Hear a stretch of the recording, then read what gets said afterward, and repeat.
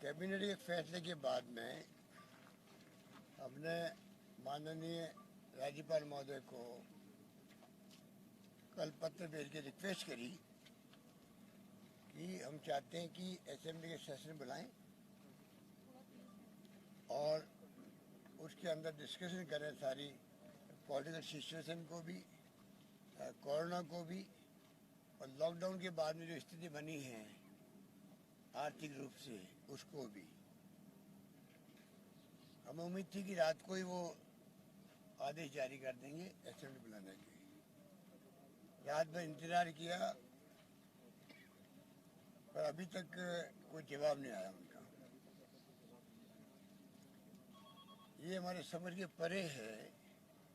Simple process जो अपनाया जाता है और गवर्नर साहब को आदेश देना ही पड़ता है, उसको रोकने कोई कारण नहीं है।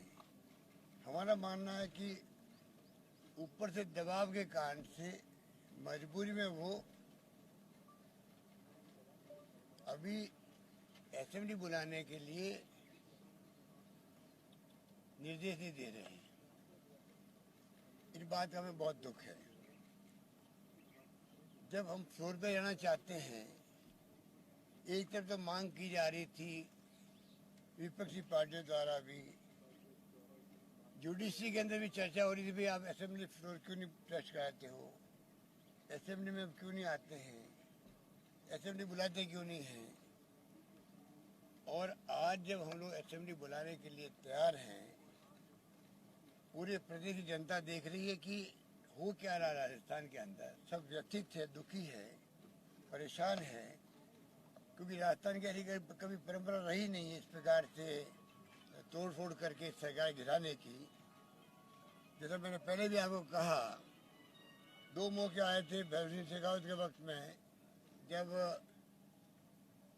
उनके साथी सरकार गिरा रहे थे, तब मैं खुद गया तत्कालीन प्रधानमंत्री पीवी नरसिम्हा के पास में।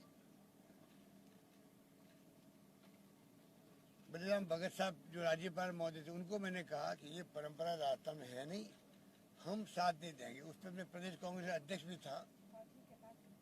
ये तमाम बातें आपके डोमेन के अंदर है।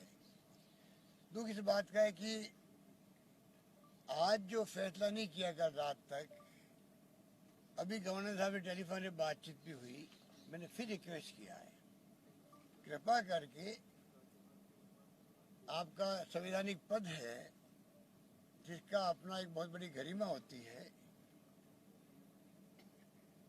उसके आधार पर आप अविलंब फैसला करें, वरना सब हमारे विधायक गण आकर के आपसे रिक्वेस्ट करें, एक साथ सामूहिक रिक्वेस्ट करेंगे हम लोग कि कृपा करके आप इमीडिएटली अपना फैसला दें और असेंबली हम लोग मंडे शुरू करना चाहते हैं। वहाँ दूध का दूध पानी का पानी हो जाएगा। पूरा देश देखेगा, प्रदेश देखेगा, फ्लोर में डिस्कशन होंगे, पब्लिक और मीडिया के डोमेन में आएगा। तो इस समझ के परे किस प्रकार की किस प्रकार का दबाव उनके ऊपर पड़ रहा है, वो चाहते हुए भी या नहीं चाहते हुए भी, वो तो वो जाने। पर किन कारण से ये रोका गया हमारे समझ के परे है। हमारे पास संपूर्ण बहुमत है। जब मैं बार बार कह रहा हूँ हमारे पास स्पष्ट बहुमत है, हमें कोई दिक्कत नहीं है, चिंता हमें होनी चाहिए, सरकार हम चला रहे हैं, उसके बावजूद भी परेशान वो हो रहे हैं। हमारे कुछ साथी जिनको बंधक बना रखा है हरियाणा के अंदर, वो पूरे बीजेपी के देख रेख में ही बंधक बनाए हुए हैं।